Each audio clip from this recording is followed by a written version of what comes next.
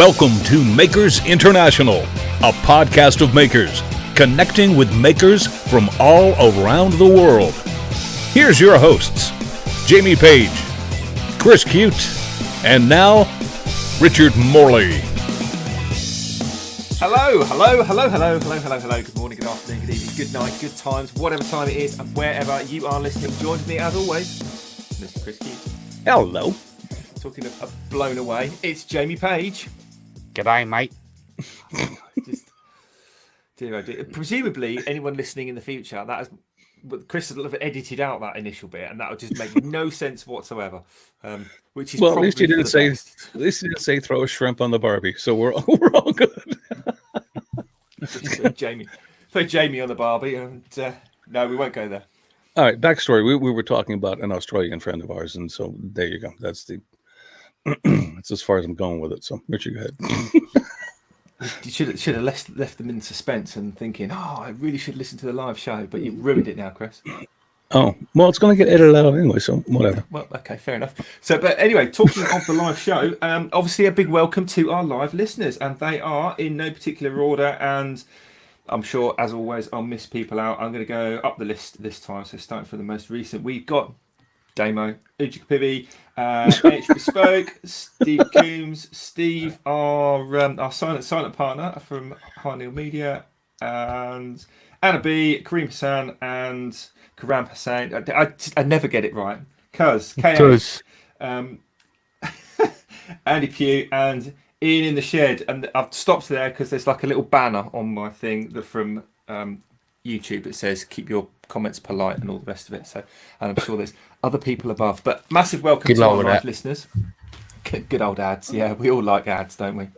And takeaways, long division and all the rest of it. Anywho, talking about divided, as always, tonight's show is brought to you in part by Yorkshire Grit, the Woodturners Abrasive Paste, our good friend Chad at Mancrafting, Pam from Highland Boxes, and Steve, our silent partner from Harneal Media, who sorts out the website if you want to find out more about our sponsors. And please do, because they are awesome folks. Glyn with his Yorkshire Grit, Chad with his Mancrafting mugs, Pam with her hybrid blanks, and Steve with all the kind of maker-related website stuff. All that information is available on the website, makersinternationalpodcast.com/sponsors, and Steve or Jamie or one of them or both of them or somebody. Or Steve. Mostly Steve. We'll just for now, we'll just assume it's Steve. Yeah, just going to give Steve all the credit now. I'm not taking the credit anymore. I'm nice like that. The credit boat has sailed, unfortunately for Jamie. Jamie is now in permanent state of austerity in returns of kudos for the website. Anyway,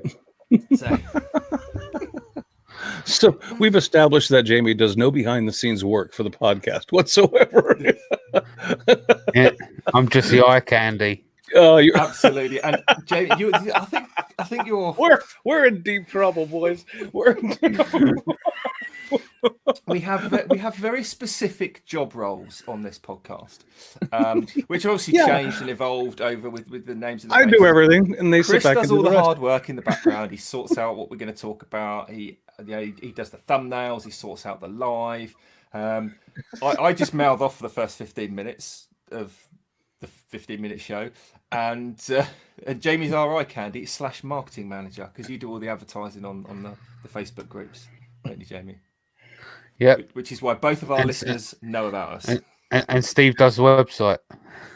Jamie, as our eye candy, makes me want to call this the last week I'll be on the podcast. but also a good reason to be an audio-only podcast. Good our 3 mugs on there. Good point. Yeah. Those of you on SoundCloud will enjoy this much more than those that are watching us live, because at least you have your imagination to help you along.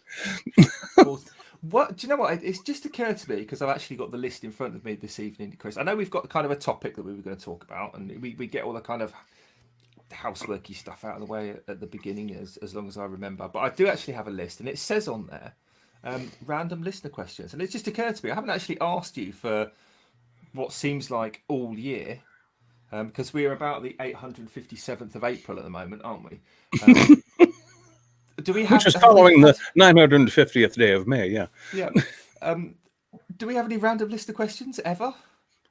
We do, but I mean, they're not random anymore as much as they used to once be. They're we have depended on our good friend Andy Pugh to supply us with questions. So they're not necessarily random. They're normally topic specific to what we're talking about. So no, we haven't asked anybody, why we haven't had the questions like, Chris, why don't you have blue hair? But we used to get those. And you know what? I would actually enjoy getting some more of those in the future. Hint, hint. But no, we don't have any off-topic random stuff anything going on anymore. I'm sorry. I don't make up the questions. It's up to the audience, not me. Absolutely. Well, a couple of people are actually saying in the live chat. Andy's saying that Damo got some good questions on this week, and I saw some pretty cool questions that he posted on the Facebook group. But Stace Makes is asking, can anyone lick their elbow? Yes, I probably can. I'm not going to try. I'm kind of the Gene Simmons of the elbow looking scene, so maybe it's. And no, I'm not going to show you. It's. No, nobody wants to see your elbow licking. No. Actually, Stace, I don't think anybody can lick their own elbow. I mean, I was lying. A little cold shiver just went right down my spine. The very thought of it. Yeah. It's kind of like steering back to topic. It's kind of like what the dogs can do that we can't. But we'll leave that. No! God! You had to do some edit point. Oh.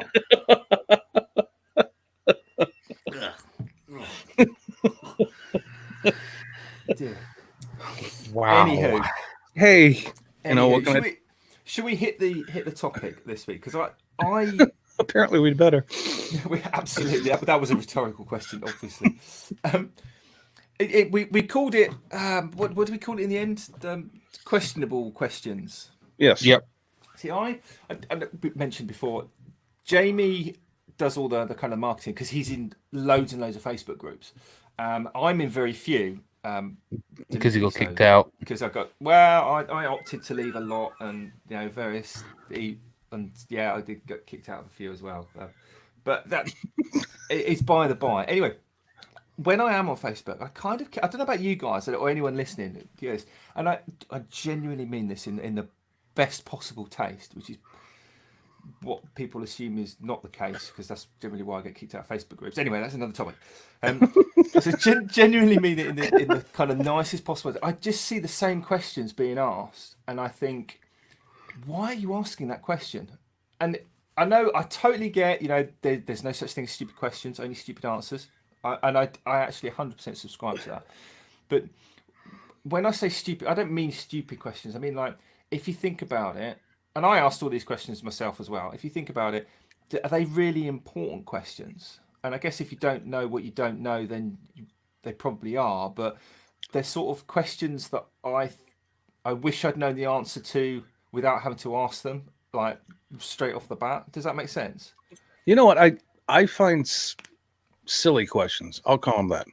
I only see silly questions from people, and this is totally probably my fault because I assume obviously way too much. When I see somebody who I assume should know better, ask a silly question, then I kind of roll my eyes and go, but I don't look at them and think, wow, you dummy. I will message them back and go, dude, what are you drinking? Because I want some, because that's just a stupid question. I mean, come on, man. You've got more common sense than that, and I know you do. Those are the kind of questions that I think are kind of silly. I mean, the beginners that have questions, I don't find any of them silly or stupid. And it bugs me. And I'm going to say this, and just to get it out of the way, because it's the negative part of what we're going to talk about today. It bugs me when I see people in this community put down people that are trying to get into this community who have what most of us consider basic knowledge. And they don't have that yet.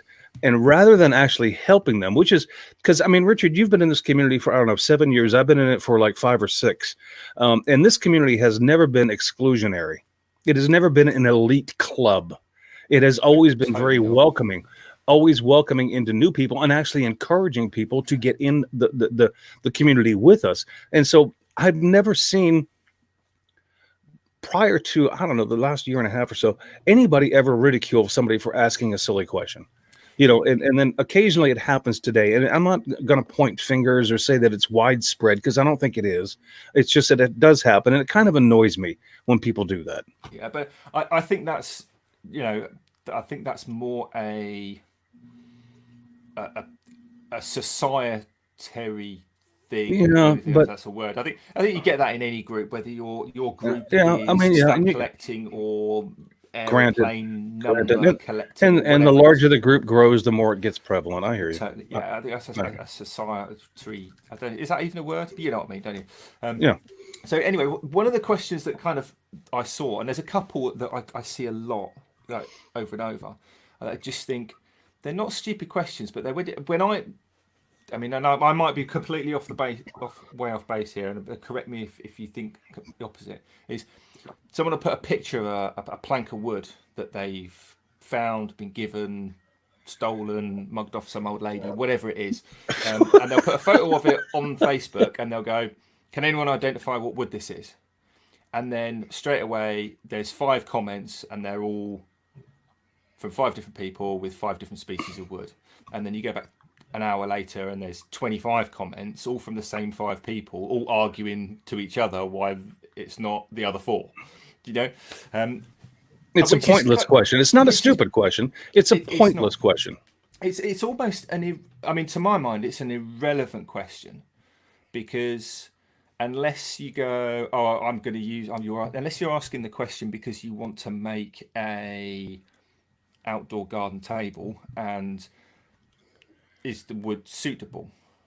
Well, it probably is, and even if it is or isn't in your area, it probably is somewhere else, because you get to northern Scandinavia and they make everything out of pine that's completely untreated, and it lasts for years because it's basically lives in a frozen wasteland. If you brought that down to the UK, where it's sopping wet 900 days a year, it's going to rot. Whereas if you go to Arizona, you probably can't even buy it. So it's so very specific to that place, and you've only got a tiny bit of information. But it's like the reason I think it's irrelevant is it's just beautiful. Just make something out of it. It's wood. That's all that matters, surely. Well, hey, look. I mean, I totally get why the question is asked.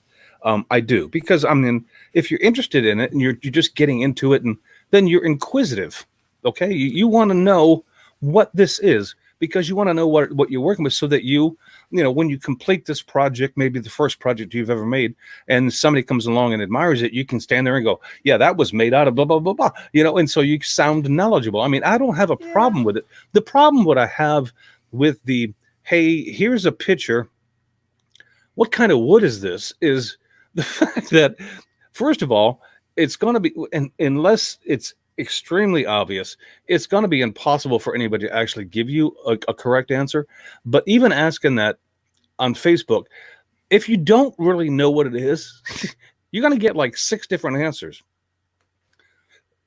So good luck guessing which one is correct. I mean, that's all your Who Wants to Be a Millionaire lifelines used up in question 1, isn't it? That's the completely new answer. So for me, if I was going to compile a list of like the 3 most amusing / pointless questions that everyone should just not even consider asking, because it probably doesn't even matter, that would probably be on there for me, that question, because it just I don't know, it just doesn't seem hugely relevant. Well, we asked people before we went on the air today to give us questions that they have been confronted with that they found rather silly themselves, and I've got a whole list here, and if you want me to start going down them, because this is actually and look, we're not looking to laugh at anybody, but some of these are rather humorous. That's everyone else's job to laugh at us. Well, yeah, exactly. So you can laugh at us, and we can start with our hero, Mr. Pew with the Q, if you'd like. And his first question is. And you know what, Andy? I can actually imagine this happening, especially it's a generational thing, I think. The question is, where did you get answers before the internet? Andy, well, I didn't. I was stupid. Are you even old enough to remember pre-internet, Jamie? Yeah, with a dial up and all that sort of stuff. Those were the days. Can I have the lead? Yeah. Mum, get off the bloody phone. And and I'm laughing just because that's a generational thing. Because I learned everything I know right now before the internet existed. And Then the internet comes along, you kind of unlearn things. And then you kind of went, oh, what? Yeah. And the follow up to that is the question of where do you turn to get answers if the internet isn't giving you them? It's like, well, the same freaking place. Andy Pugh. Yeah, Andy Pugh. Just text Andy Pugh. I can remember when I sort of first started getting into woodworking from a kind of a hobby point of view, when the internet was it was around, it was kind of mid-late 90s. I'd left school, but it was like Jamie was saying, it was very hit and miss. You had internet. If you wanted to get on the internet, you either had to go into college and use the library, and then in those days they wouldn't. I actually got kicked out of my college library for using email because I clicked on a link on a website that said "Contact Us" and it tried to open like the email software, and one of the librarians saw me and kicked us out because you weren't allowed email because that was like the dark web of the internet of its day. Anyway, that's another story, but true.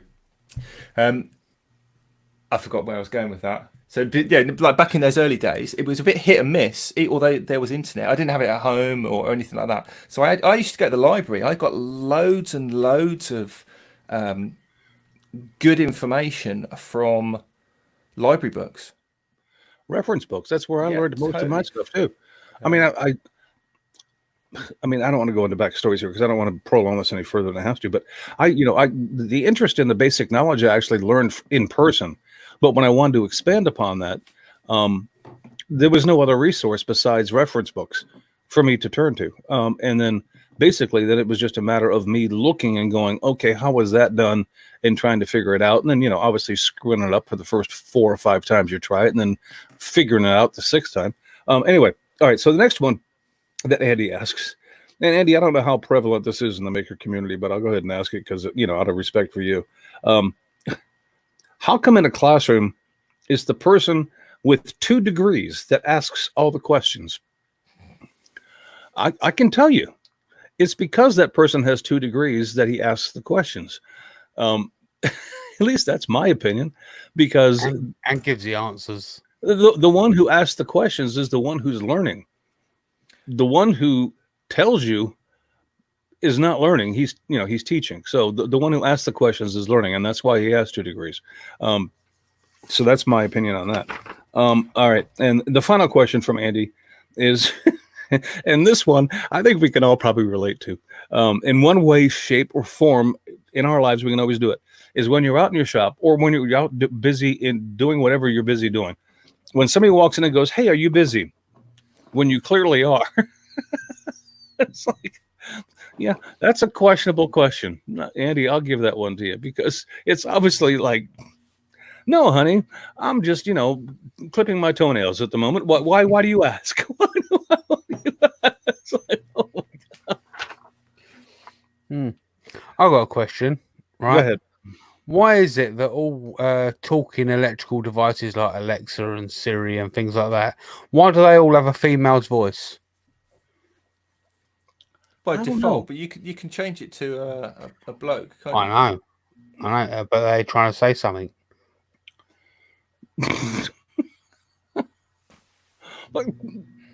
I don't see where that's going. I have no response to that. There was I don't know how true it was.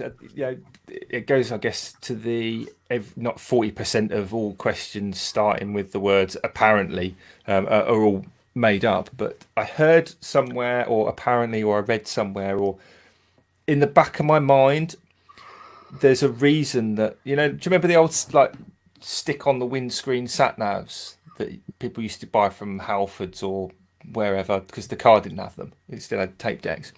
Did you remember they all had a female turn left and the next and do the next and do a U-turn and all the rest of it? The reason they're females is it was like worked out through focus groups or whoever that the majority of drivers were male and they were more likely to listen to a female voice. So that might be why the default Siri or the Alexa and Cortana and Jeeves and Carter and all that are female voices that you can then swap. I think there are women out there that would argue with you about that. I mean, there's people out there. They're in specific fields that argue with each other about the same thing. So yeah, no doubt. All right. Well, we've got another one from Damien Burke who throws this one out there, and Damien had several. Ian in the shed. Sorry, Chris. Ian in the shed said he heard the same thing, so it must be true because now there's 2 people on the planet that say the same thing. Therefore it's fact. Everyone knows that. And that's how the internet works, ladies and gentlemen. That's I say something ridiculous and somebody agrees with me, and then if there's a third person in the live chat that can back us up, then that's it, and it's completely irrefutable. Welcome to the internet. Dear God. Damien Burke has some questions for us today, and he has several, but I'm going to ask this one, Damien. If we can get to the rest of yours later on, then we will. But this one stuck out to me because it's rather funny, because I think we've all been asked this as people who make things. Somebody will walk up to you and go, "Can you make insert the simplest project ever here?" It's like, can you make this? And what they're talking about, this is maybe the simplest thing in the world to do. It just, I think if nothing else, Damien, that implies the ignorance of the people who just have no clue what we do. So, at that point in time, you know what I do? I go, oh, geez, it's going to take some time. What kind of budget you looking at? Because I don't know. That's when you start milking them. That's when you start milking them for the cash, and then you knock it out in like 15 minutes. Do you know what I find even like an evolution of that is when a client says to me, "Oh, we had this job done by such and such, and this has happened, or that's happened, or we're not quite happy with this. And could you take a look at it for us?" And you just know that everything's going to come tumbling down because you're going into what somebody else didn't do, what the customer wanted in a job, or and then as soon as you go, "Yeah, I'll have a look at that," and you go, "Oh yeah, we can do that," and you just spend 5 minutes, tinker with it. Yeah, there you go. They're happy. As soon as that happens, they've got you on the hook then. Oh yeah, because the person that messed it up in the first place, that gets away scot-free, is completely not their problem anymore, because now everything's down to you. It's your problem now. And there's always those, or that you do a job for somebody, like, "Can you come in and hang all new doors throughout the house?" Yeah, no problem. And you get to the last door and you hang it, or whatever the job is, and you're packing all your tools away, and they go, "Oh, while you're here, just quickly, would you mind?" And it's something like, "Could you just reattach this little bit of threshold between the bedroom and the landing, because it's," and you go, "Yeah, no problem," and then you just put it in place, and next thing is you've hit through a water pipe or something. It just all goes horribly wrong in the last 30 seconds. You just go, why did I hate those moments. Well, here's the opposite thing of your question, Damien, because I don't know if it's ever happened to anybody else, but it's happened to me more than once. Rather than "can you make" and then insert simple project here, then you have the opposite end of that, where people who know that you make things will walk up to you with a magazine picture and say, "You can make this, right?" And then it turns out to be like an entire set of Queen Anne furniture. And, and you look at them and you go, "Well, yeah, but what year do you want it?" I mean, it's like, I don't know. It's like, "You can make this, right?" And it's like, my God, woman, that's an entire set of Queen Anne furniture. You're asking me if I can make it. The answer is yes. Let me grab my scroll saw. Yeah, the answer is probably yes, but what year do you actually want me to deliver it to you? It's because it's going to take a while. They think it's just like, "Oh, you could just knock that out." Well, no, that's not how this works. I don't know how to tell you this. But I think I think we're all guilty of that to some degree for loads of different things. I mean, I've had that almost identical dining room table and 8 chairs, please. And I've got a load of planks of wood that my granddad kept in the shed that he's had for years. It's all quality stuff. It's just been sitting rotting in the shed for the last 50 years or whatever. But I think we've all done it as well. I mean, I did it recently. Well, not that recently, but socks with Kat, because Kat does like knitting and crochet and stuff like that. A little while she got into knitting socks, and she knitted a pair of socks, and bless her, these beautiful socks. But they were just a little bit too loose around the leg, so they kind of slipped down, which was just infuriating. When your socks slipped down, and it was purely because she'd made them as a present and just kind of guessed rather than kind of measure my leg. And then I'd gone, but that's easy just to, because I'm very much of the opinion, and I'm sure a lot of us are, if it can be made, it can be remade. Do you know what I mean? Like, yeah. And I just like, is it possible just to, just take it all apart and redo it? That won't take long, because most nights she sits there just. That's the mentality behind refinishing furniture. Yeah. Well, after I got this knitting needle out from being embedded in the side of my head, it turns out it's a little bit more complicated than just 5-minute job. So I think we've all done that. You see, I always just kind of revert to the masking tape solution. It's like, Chris walks around with his socks held up with masking tape. Yeah. Oh, yeah. Maybe that's not the right way to go about it.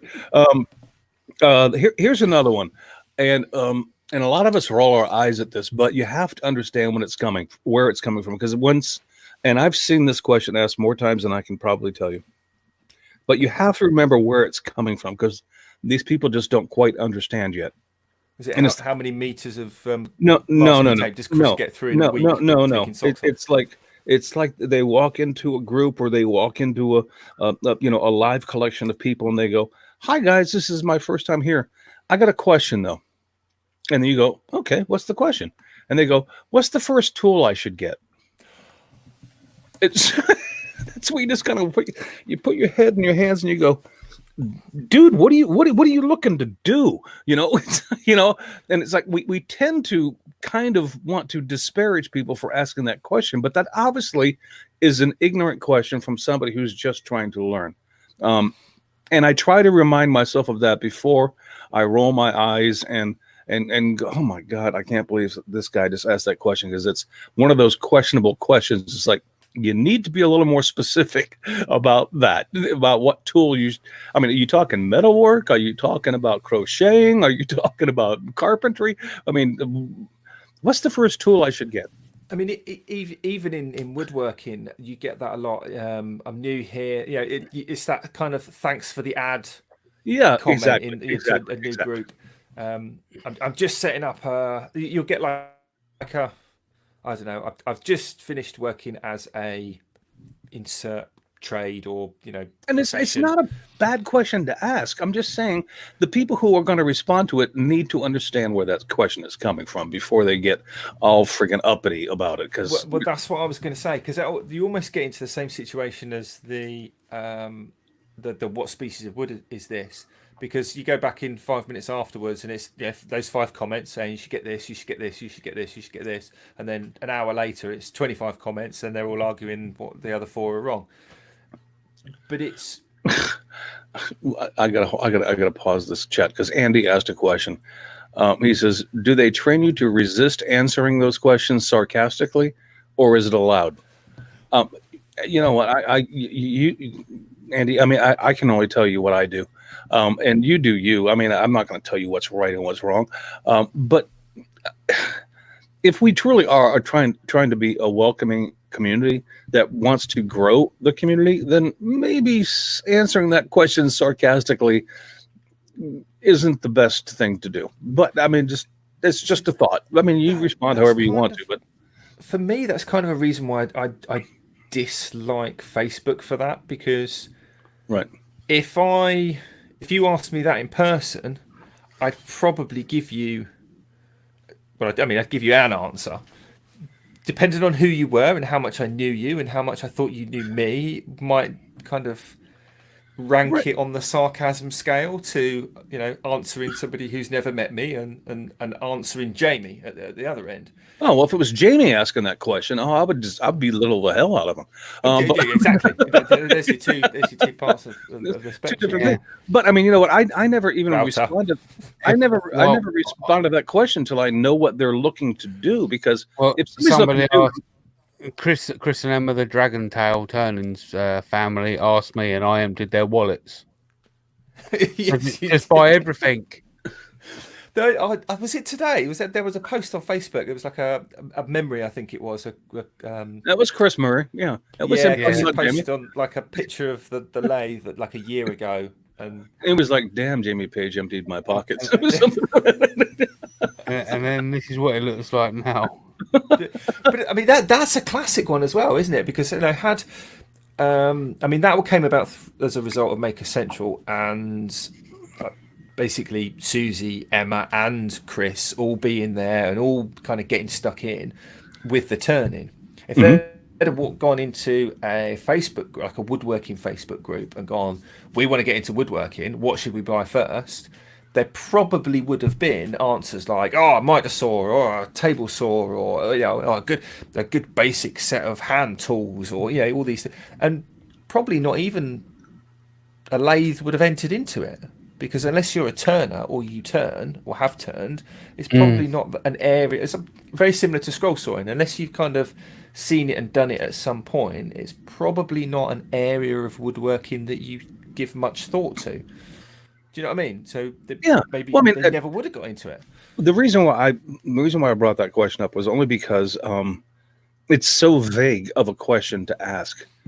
Because I'm happy to help anybody out that I can, but I know my own limitations, okay? And I know when I can give a quality answer and when I can't. And so if somebody says, what's the first tool I should get? And then I come back and go, well, what are you looking to do? And he tells me I'm looking to do some metalworking, then I'm going to have no answer for him because I don't have, and I'm not even going to pretend, because I also see a lot of people pretend to have an answer for these kind of questions too, which is just out of line. You know, I will walk away just because I don't know the answer to that, and I will let somebody who does know answer the question. But anyway, Rich Martin saying first tool, a massive hammer. Yeah, it's like buy a hammer and then protect your thumb. Exactly. But here's a good one actually, because Andy from AH Bespoke has actually said mallet and chisel. And that kind of fits with what Andy does, because have you seen what Andy's been carving? I know he's been using power tools and grinders and stuff like that, but that's another thing, fairly basic, simple. Just, you know, that's good. I'm glad. Yeah, exactly. It's Dale from Maple Tree Studio has put out there, you know a lot about computers. What do you think's wrong with my toaster? Yeah. What do you think's wrong? Hey, you're kind of technically savvy. Why isn't my air conditioning working? Yeah. I don't know. Actually, Richard, your better half chimed in on this today. She had a couple that she thought was rather humorous. Yes. The first one she says is people will walk up to her and ask her what she's knitting when she's clearly crocheting. Yeah, don't do that. Don't do that. Like, it would be like, you know, somebody walking up to Jamie and go, what are you turning when he's clearly on the scroll saw? I can assure you, anything more than an inch of crochet needle up the nose will require hospital treatment. Absolutely, that is not a good question to ask somebody. I'm guessing this is experience speaking. The other one that she had is the question that always comes up for her is, "Ooh, is that for me?" And the answer is, nope. But you're baking cakes, like, why wouldn't it be? I don't know. I don't see what I tell you why I can relate to that, because I have been out in my shop building projects or something. Because then most of the time when I build something and I'm building it for an intention, it's because I'm going to give it to charity or it's going to get auctioned off or for something of that nature. So I'm really spending some time doing the best work that I know how to do. And then my wife will come out in the shop and she's like, "Oh, is that for me?" And I'll go, No, this is going to charity, and then I get the pouty face. You know, it's like, But then I want to. When give I'm one of done with those this to all one, I'll 40 make of my you one, friends. okay? But crying out loud, is that for me? No. Oh, and I get the pouty face, like I'm gonna give it up for her. Like, oh my God, please, woman, go away. I think one of the best questions that we've had as a whole on the podcast was why can't we get bought with birch plywood in Australia? Oh my God, I remember that dude. I don't remember. I don't even remember his name. I don't even want to bring it up because I don't want to perk his ears. Hello, if you're listening. Yeah, this man had, and I don't know how to rock the boat, Jamie. I don't know how to explain this to people, but he had a real hang up about the ability for people in Australia to get plywood. And I had no idea what to tell him. I'm like, dude, I don't live in Australia. I don't know. And you're asking me for answers I have no clue on. So why are you berating me over this? Because I don't have an answer for you. It's like, you know what I do? In my area, I use what I have available. I'm going to suggest that you do the same thing. You know, that could well be another sort of, and it's going to sound really, I'll apologise in advance because I know this is going to sound kind of snooty, and it completely isn't. If anyone knows me, you'll know this genuinely isn't the case. It kind of is that uneducated question where people get, I did it, I can remember doing it with the router pantograph. Do you remember the router pantograph that Matthias made this is the plywood one, pre-router the Panther router. Yeah, the Panther router that's now the metal one that Joe demoed. Yeah. Pre that, he did like the parallelogram with the stylus, and he did some letters with it. Yeah, you made one, didn't you? I made one, and I made it from the best quality plywood I could find at the time, which was it was hardwood ply, because at the time my stockist didn't do birch. They just look at you blankly like you were talking Russian to them. And of course it was 18 mil, not 3/4 inch. So I had a real headache trying to convert the metric to imperial, which is another one as well. I could probably go on the list. oh boy, yeah. Of, I can't possibly make it because I haven't got the same materials that the person I saw making it had, and I actually got quite hung up about it. I had to sit down for quite a while and it doesn't matter. It just you can make it out of solid wood. It just does not matter. Use what you have, exactly. 100%, yeah. So I don't know how to wrap up this whole conversation except to say there are no such things as, and this is a cliche, but it's the truth. There's no such thing as a stupid question, because if you don't know, you don't know. Actually, and more important to that, you don't know what you don't know. Exactly. But there are questions from time to time we do get from people that we happen to hold in a higher esteem, that we look at and go, dude, you did not just seriously ask that. You really did not. And those are the questionable questions for me. And that's when I will, and only if I know them, but that's when I will become a little bit beratable towards them.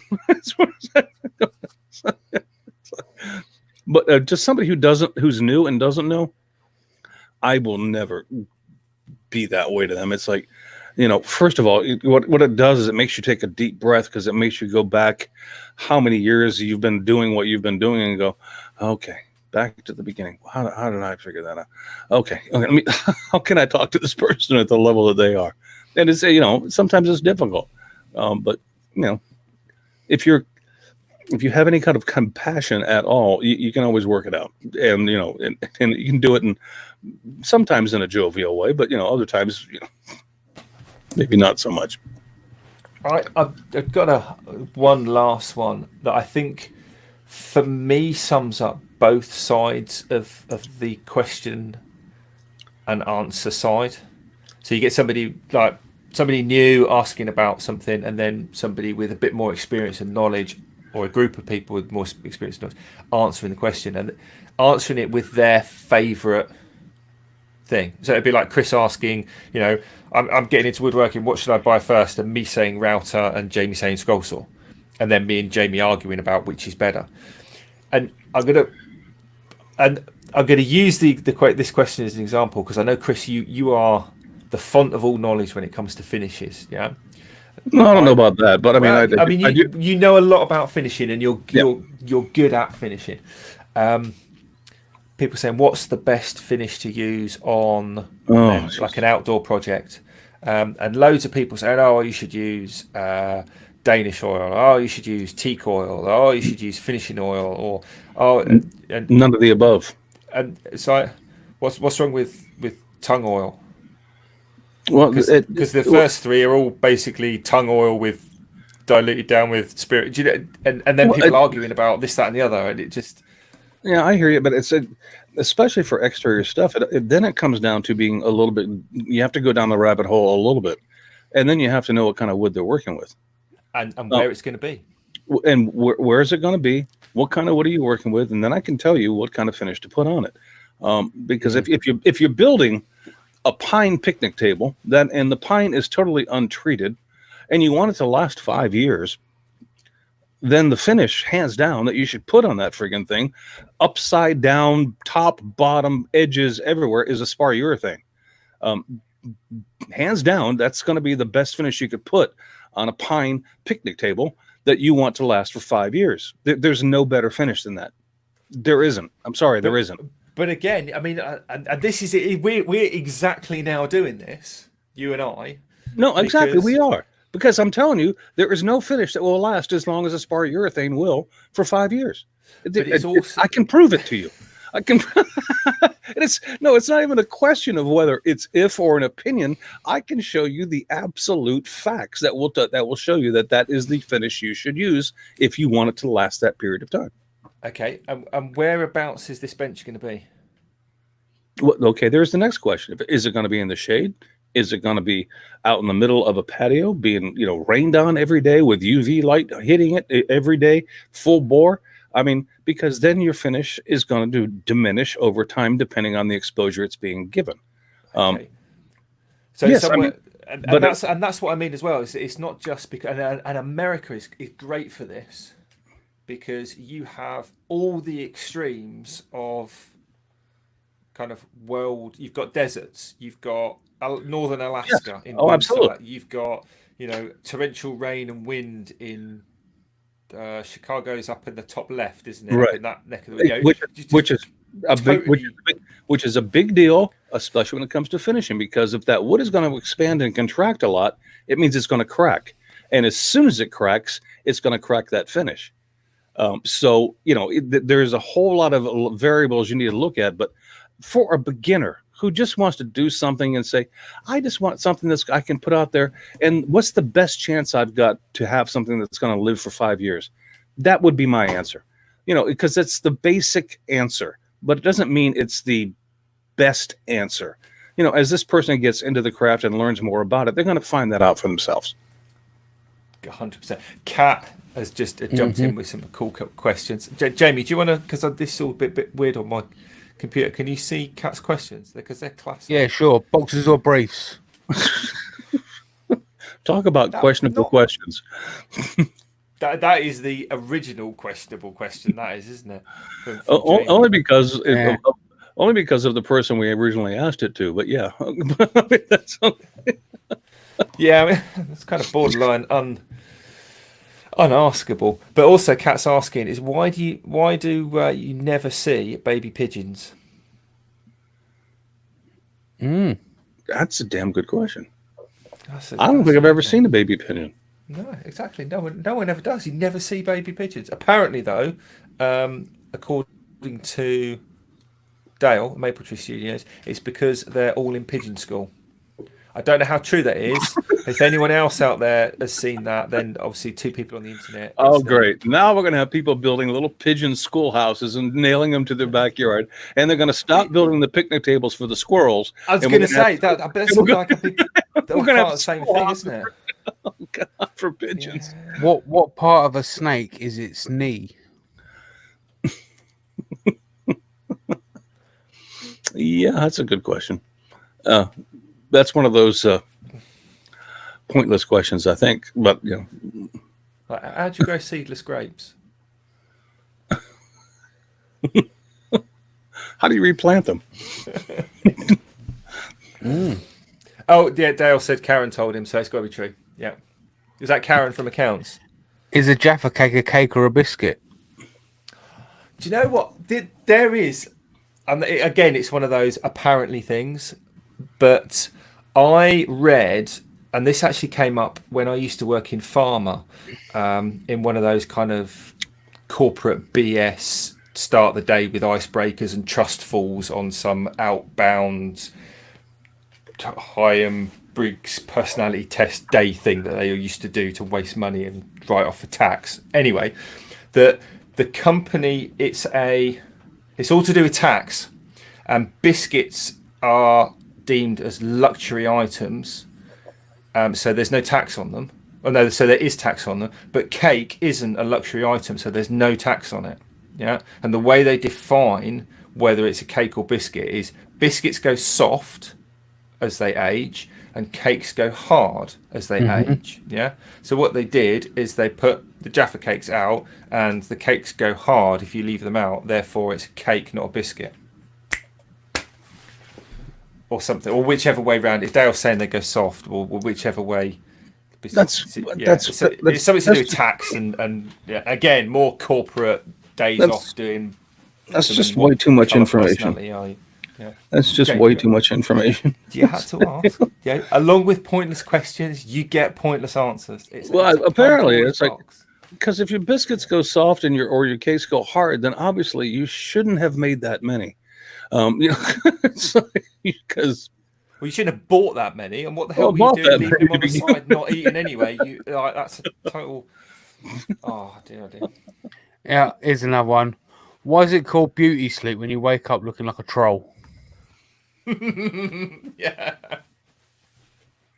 Because there's nowhere else to go except up for that day. So it's beauty sleep because, look, and I love my wife to death, but I've seen her wake up early in the morning.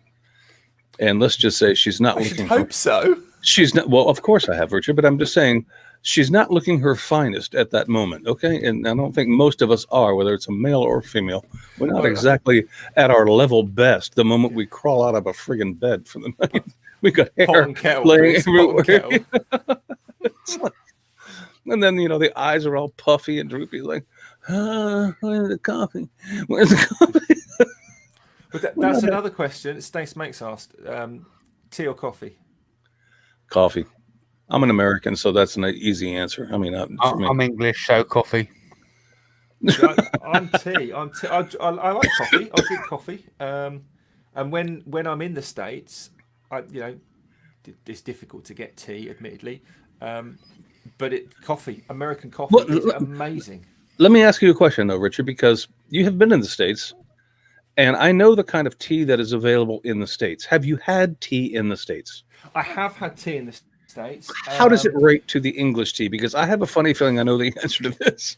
It's different, but I mean, it's no different to if you ask me to make you a cup of coffee.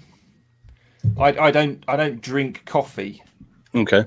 So I will go and get a cup of coffee, and I'll make it for myself. But if you want a cup of coffee, I will not make it right because I don't. Do you know what I mean? So to me, it's a very personal thing. Whereas if you were a tea drinker and you wanted a cup of tea, I'd make you a cup of tea, and it would probably be a nice cup of tea because I drink tea. Just because I'm ignorant and I want to know, traditionally, and I'm not talking about you specifically. Traditionally, is the English tea a light tea or is it a very heavy tea?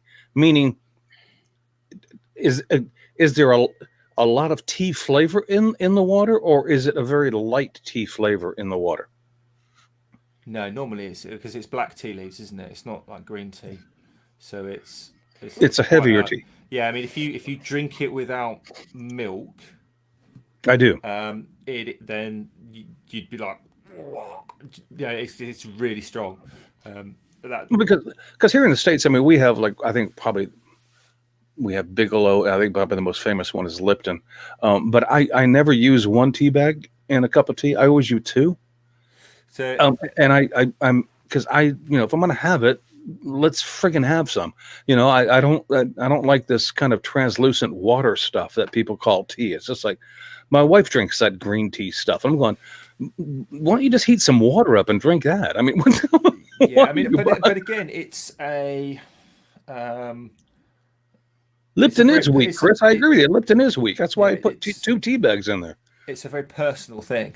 I guess. So I've got my Buzz Lightyear cup. You can't see because it's got a dark inside. But you see, if you can see that the inside of that cup. Yeah. No. I've got a white mug that's the same colour on the inside because I drink strong tea. But some people don't. Like my dad, he doesn't. He'll have 1 tea bag in an entire pot. He'll have 3 cups out of that, and it's Is that another questionable question? I don't know. Mm-hmm. Okay. I don't really think so. And again, even with all the tea, just the tea as a topic, I think that's a good one to pick almost as a closing statement. We've got all sorts of brands of tea and how you drink it coming in as answers of what's best, and that's exactly the same scenario as all the questions we've been asking. Yeah, it's the exact same response you'll get when you put a picture on Facebook and say, "What kind of wood is this?" You're going to get 12 different answers, and you'll never know for sure. I'm going to go Purple Heart every time. Just because Purple Heart. Sooner or later, it's bound to be right. Sooner or later, I'm going to get it right. If a question has no answer, is it really a question? Yes, it is. It just means that it is now because you answered it. It just means that we don't know the answer. Is there such thing as perpetual motion? Currently no, but is it possible? I don't know. Hello. All right, let's move on. Let's get on to. Oh, I was about to call it fun stuff. I take that back. I take that back. And are you going to get Jamie to? Yeah, I take that back entirely. See, I'm encouraging him now, and I don't even need to. Jamie, are you ready to enlighten the world? As always. Please do. Jamie's page. Oh, Right. Thank you. So, stickers, obviously, depending on situations and if it happens, Maker Central coming up. You want stickers? You can get £20 off your stickers by going to the podcast website at makersinternationalpodcast.com/stickers. You click on the link. It's a one email, one use web kind of thing. So if you've got stickers from that website using that an email before, set up another website. You'll get your £20 off at checkout. Jamie, I don't want to interrupt you, but I'm going to interrupt you because I just think this bears asking the question, and we don't have to spend hours on this. What do you think the chances are that Maker Central is actually going to happen this year? Are we looking at 50-50 or probably not going to happen? Because I was wondering about this the other day. I was wondering if Nick may Debatable. I'm thinking that Nick may already know the answer, but he's not going to give it until the NEC says he can't do it. Because I'll tell you why I think that. And I could be totally off base here, and maybe we should get Nick Samedi on with us again just to give us an update on this. But when you book an event with the NEC and things like that, you have to put down deposits and things of that nature. I would imagine so. And so if Nick actually called it right now and said it's not going to happen, he would lose that money. But if he waits until the NEC says we can't let you do it, then he won't. So I don't know what the delay in the answer is. I think the answer would be we're at May, June, July, August. I mean, we can still hope, but I don't think it looks good. Anyway, I'm sorry to interrupt you, but I was just it was kind of a question I was wondering about what people's expectations were if they really thought it was still going to happen. Because I'll be honest with you, I'm not on the I'm hoping, but I don't. Yeah, I'm not. I'm not on the side that says, "Oh yeah, it's definitely going to happen." I'm kind of looking at it, going, I don't think so. Anyway, all right, Jamie. I'm Yeah. sorry. I didn't. Anyway, on to my shout out. I was supposed to do this shout out last week, but I found another awesome maker with less subs. But anyway, I reiterate my my shout out this week goes to Stacy from Stace Makes. Yay! She's an awesome maker and also very, very humble as well. So I actually told Stacey I was going to give her a shout out, and she was like, "I don't deserve it," and I was like, "Shut up! Yes, you do." You actually turned me on to her, and she's actually pretty cool, man. So thank you for that. Yeah, Stace, Yeah, you go, girl. yeah. For the amount of time she's been turning, she's putting out some real nice stuff. So yeah, definitely go and subscribe to her. She's close to 400 subs. So yeah, go and subscribe to Stace Makes. Good stuff. Good stuff. Richard, do you have one? Or you want me to go? No, you dive in, mate. I've got one. It's not a YouTube one, but I'll explain more after you've done yours. Well, mine is a YouTube one, but it isn't one that was put out. It's one that's coming up. And you'll have, and I mean, Dale in the chat will understand where I'm coming from with this. My shout out this week goes to SpaceX. And in case you didn't know it, this Wednesday, specifically at 4:32 p.m. Eastern time, the first manned launch of the Falcon 9 Crew Dragon is set to go.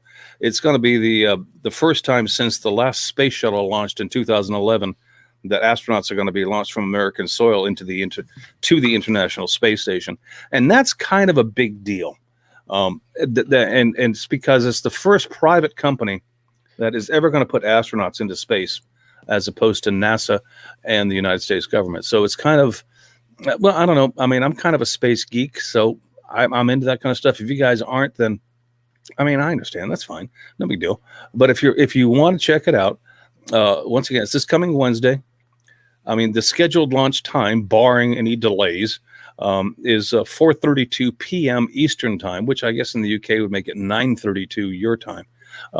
It's just one of those kind of things that you look at and you go, "Oh man, that's just freaking cool." So anyway, that's my shout out this week. It's for something that's upcoming for this Wednesday. To infinity and beyond. Jamie, that's almost like you actually knew what my shout out was going to be, and actually, is it Buzz Lightyear? Are you going to do Buzz Lightyear? No, but we're going to go from Buzz Lightyear to Pixar to Disney, all things Disney. My shout out this week, it was actually a shout out that I picked up from Bob Claggett on the Making It podcast a few episodes ago. If you've got Disney Plus, this is for you. If you haven't, actually, this is a good reason to go for their 7-day free trial and then bin it at the end, even if you don't. So seriously, even for you, Chris, this could be interesting. Bear with. There's a series on meaning Disney, Richard notes I'm Disney. cheap and don't want to pay for it.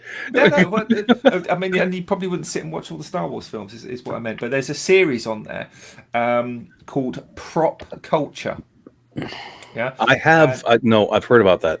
And it's all about kind of missing props from iconic Disney films. So the first one that Bob mentioned that I then subsequently saw and watched was about Mary Poppins, and it's not just about the individual props. It's a bit of a backstory and history, and the refinding lost props. So things like the original Mary Poppins costume with the crocheted scarf and the carpet bag and the umbrella, the umbrella, and specifically the handle, but also things like original artists' drawings, like Inception renderings, drawings, right? Yeah. The chalk on the floor. No, it's more so like the scene. Or like the landscape scenes of London with the smoke effect and the Yeah. So they were Disney was kind of famous for pioneering their the way they animated and the kind of trickery that they used with cameras and all the rest of it. And those scenes were actually hand painted by a guy on sheets of masonite that had holes in them and clear sections that they then passed smoke through and twinkling lights behind, which gave you, so it's a painting of a London scene with actual smoke coming through the painting at the tops of the chimneys, and where windows are, little holes and twinkling lights behind, so you get that live action live effect. And then the kind of Inception drawings of the penguins, and you know the merry-go-round scene where they do the horse racing. They have Bert and Mary's actual original horses in these boxes at some enormous top secret Disney warehouse for lost props. And there's 8 episodes in the series, so there's films like Tron and Pirates of the Caribbean, Honey, I Shrunk the Kids. There's loads of them, and I mean I've got the list in front of me. But genuinely, I think if you're not into Disney, I think that's a good use of 7 days free trials just to watch that series. And that's on Disney Plus. And it's actually Chris said that Emma has and this impressed me because I'm a big Christopher Lee fan. He says Emma has Christopher Lee's belt from Dracula. If you remember Christopher Lee when he portrayed Dracula, he says that Emma has the belt that he wore. That's awesome. That's cool stuff, man. Yeah. So in the live chat, Andy's talking. He's saying the BBC notorious for getting rid of props and tapes and stuff. So you know what I want? I want the shirt off of the first red guy on Star Trek. You know the red dudes that used to beam down to the planet with Captain Kirk that you automatically knew they were gonna freaking die. Yeah. I want the first shirt of the guy who wore that down just because I think that's funny. Are we doing a free? We're not on Patreon, but we do a little after party anyway for those we can. and some that are just sure. afterwards. Jamie's got a premiere tonight, so that's going to happen in a half an hour, everybody. So Jamie, there you go. I promoted you. Yeah, 25 minutes. And presumably Caitlin's got one as well, because I saw Caitlin floating around in the chat. Yeah, mine's at 11 p.m. and Caitlin's is at 11:15 p.m. There you go. So there. Wicked. Hello. So if you're listening in the future, definitely ones to look out for on the YouTubes. And yes, if you are still listening, thank you very much. If you're not, we generally say what we like about you. We might see you in the after party later on, but if you're listening in the future, it's already happened. Sorry. Until next week, you all have a good week. Take care. Have a fantastic week, everybody. See you later, everybody.